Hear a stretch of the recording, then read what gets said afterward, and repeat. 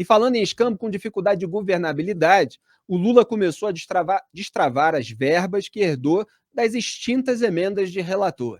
Extintas entre aspas, né? Teve aquele julgamento no STF, orçamento secreto é inconstitucional. Aí você tem a decisão oficial, né? Só que no Brasil você tem o mecanismo que continua acontecendo de uma maneira maquiada.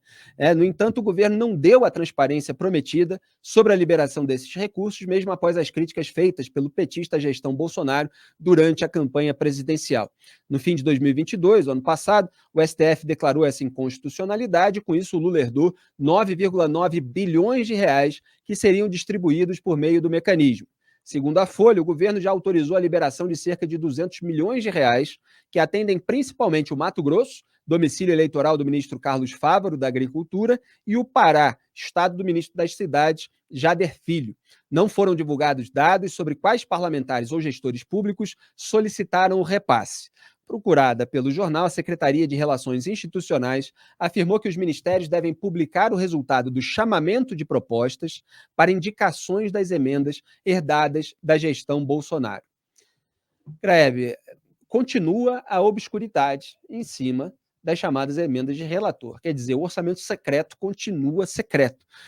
A gente fica até com uma certa dificuldade de nomear, né? Outro dia eu estava pensando nisso, porque eu estava escrevendo, comentando algo a respeito, porque o orçamento secreto foi gestado ali no governo Bolsonaro. Aí vem o Supremo, derruba. Agora você tem o orçamento secreto maquiado. Como é que é isso? A maquiagem daquilo que está em segredo. Como é que é aquela frase do Churchill, né? É um segredo dentro de um enigma, dentro de um mistério, né? Embrulhado num enigma dentro de um mistério, alguma coisa assim. Tem dois motivos para você não poder ter um orçamento secreto, né, Felipe? Primeiro, a falta de transparência, óbvio. Isso até está previsto na Constituição, que é um dos princípios que tem que reger a administração pública. Os atos têm que ser transparentes. Você tem que saber de onde veio, quem foi beneficiado, para onde foi e tudo mais. O segundo é que era um gasto meio irracional de dinheiro, com frequência irracional. Cada deputado gastava o dinheiro de acordo com a sua conveniência. Para mim é bom dar uma ambulância. Para mim é bom mandar asfaltar 100 metros de estrada não sei aonde. Para mim é bom financiar a compra de um kit de robótica. E com isso, política pública coerente não existe, certo?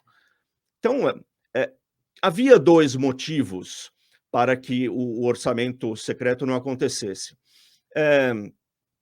A solução, depois da decisão do Supremo, parecia ter dada para as duas coisas.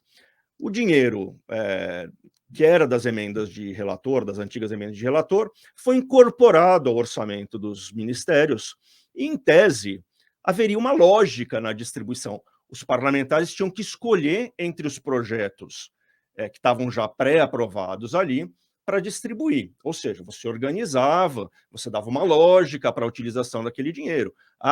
Neste ano nós precisamos fazer estradas mesmo, ou precisamos investir mais neste tipo de equipamento para a educação. E assim você ia organizando, né? Estava ótimo, fazia todo sentido. Acontece que o Lula, depois de urrar durante as eleições contra a disfarçatez do Bolsonaro, agora não está fazendo o que precisava ser feito. Inclusive, a resposta da Secretaria de Relações Institucionais, que é quem deveria cuidar, né, da transparência desse negócio, foi muito ruim. Acho que foi a Folha de São Paulo hoje, né, que levantou, ou hoje ou ontem, no fim de semana. Enfim, eles perguntaram à Secretaria como é que seria feita essa transparência, eles disseram que para essa grana que veio do ano passado, não precisa atribuir nada. Ou seja, estão querendo aquela fuga pela esquerda ali. Não estão querendo cumprir aquilo que manda a Constituição e o compromisso de campanha do senhor Luiz Inácio, né? Então, é tudo muito ruim, é tudo muito ruim. E veja só, o Leonardo Barreto, nosso colunista ali na Cruzoé, ele já escreveu mais de uma vez que o fim do orçamento secreto parecia que ia ser uma boa notícia para o Planalto, para o Executivo. Mas acabou não sendo, porque bagunçou ali a coordenação política da Câmara, tanto que ficou esse furdunço no primeiro semestre inteiro, né? Bate-cabeça, não tinha mais aquele mecanismo simples. Você me dá um dinheiro que eu te dou um voto, né? Agora, parece que estão com vontade de devolver esse poder ali para a Câmara, né? Para organizar de novo a base do governo. Parece que estão com uma nostalgia, para usar uma coisa portuguesa, assim, uma saudade daquilo que eles não viveram, né? Eu não vivi o orçamento secreto, estou com saudade, porque parece que era mais fácil para o Bolsonaro arranjar a base do que está sendo para mim, né? É que a malandragem no Brasil é muito organizada, né, Graia? É. Ela ganha ali da formalidade. Se você torna tudo oficial, fica tudo meio esquisito. Ah, mas vem pelos ministérios e tal, como é que a gente vai lidar com isso?